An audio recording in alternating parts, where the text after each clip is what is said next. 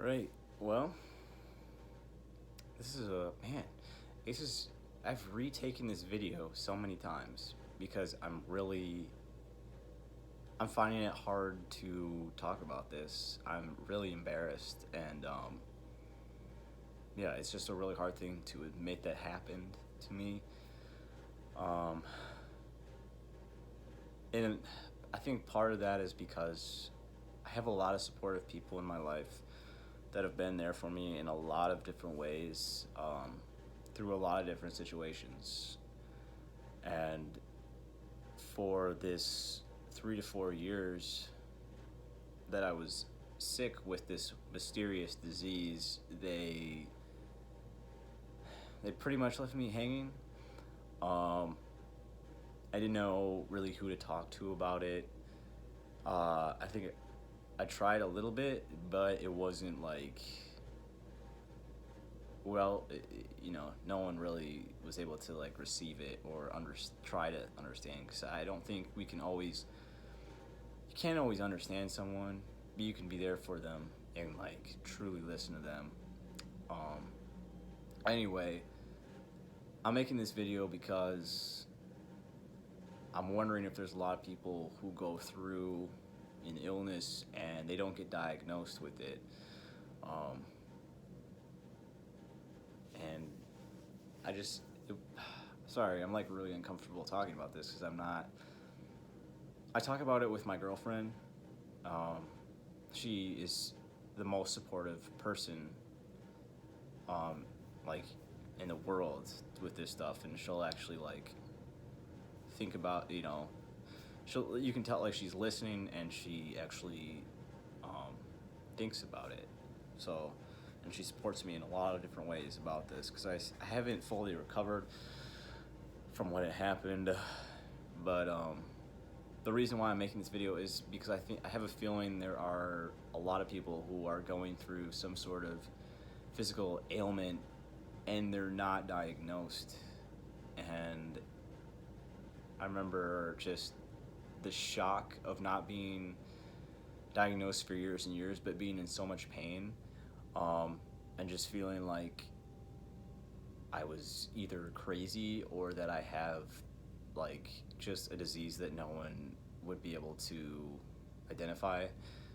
Um, and it's honestly terrifying. That's why I don't know. That's why I've like been putting off making this video. It's unbelievable that this can happen to somebody.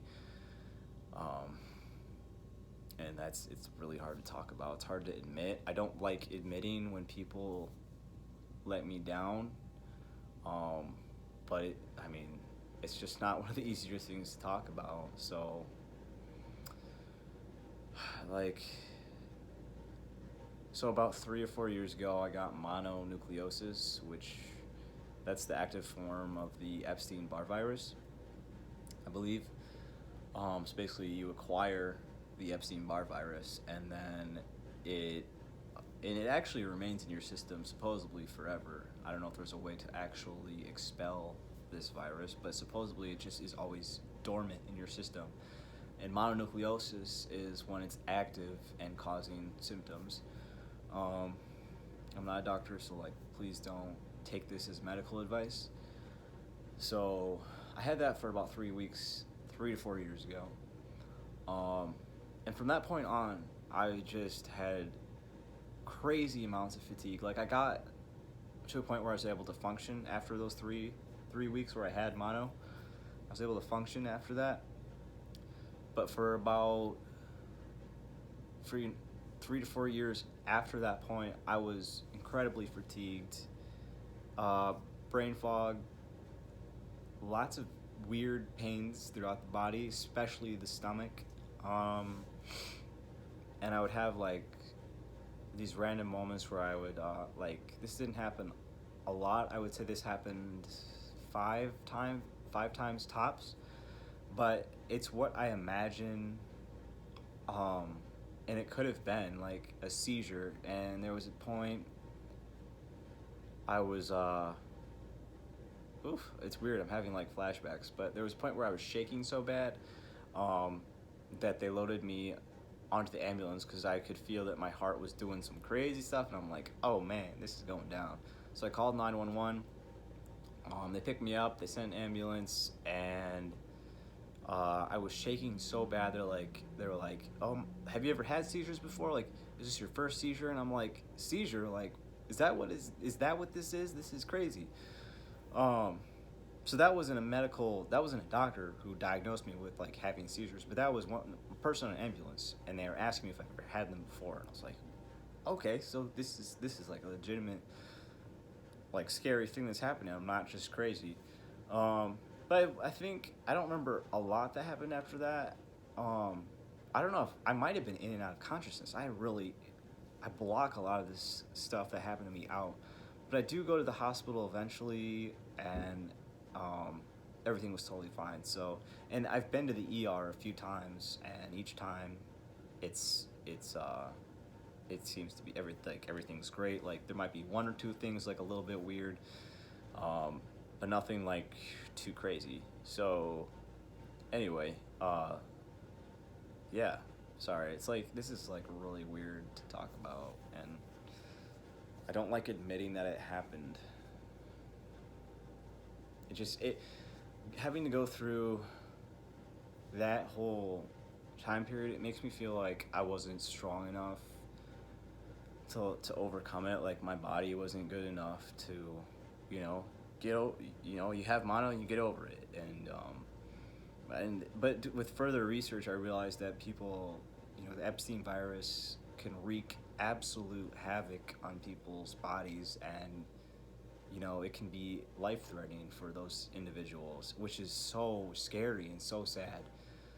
And I don't know if I was supposed to.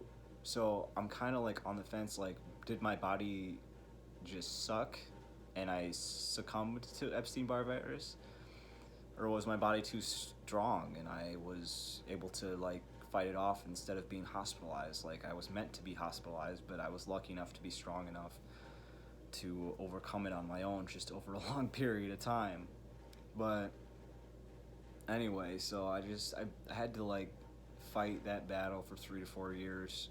My family basically thought I was just crazy, and I would have like all kinds of weird stuff happen to me, and I don't know if I'll go too far into like all those details, but I'm doing a lot better today, and a lot of that has to do with diet. I was a vegan and vegetarian I was vegetarian for years, raw vegan for a short period of time, regular vegan for a short period of time.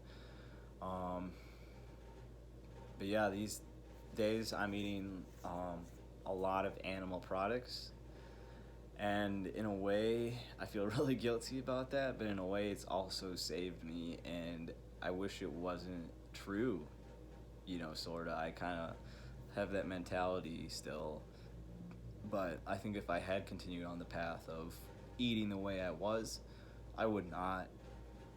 I mean, I would probably just maybe not exist, or I would, just be even sicker.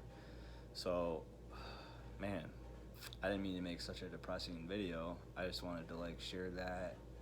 I don't know if there's anybody out there where you've been through some, and this is hard. Like, I don't have the best thought processes still. I feel kind of dumb making videos sometimes because I'm so like scatterbrained a lot of the time, and I don't know if that's brain fog or just me. So, like I was saying, like, if you've been through some crazy illness and you haven't had support, like, comment below, and maybe there's some way I can help somehow. And because I just wish someone had been there to help me. I think a lot of people, maybe a lot of people were trying, but there were times I felt alone, like, so much of the time. I don't want a pity party, but no one should feel alone. Like, especially if you feel like that, if you feel like you're going down, like, you want loved ones to be there for you. So I just want to do my best to be there for anybody. Yeah. All right. Well, good night and take care.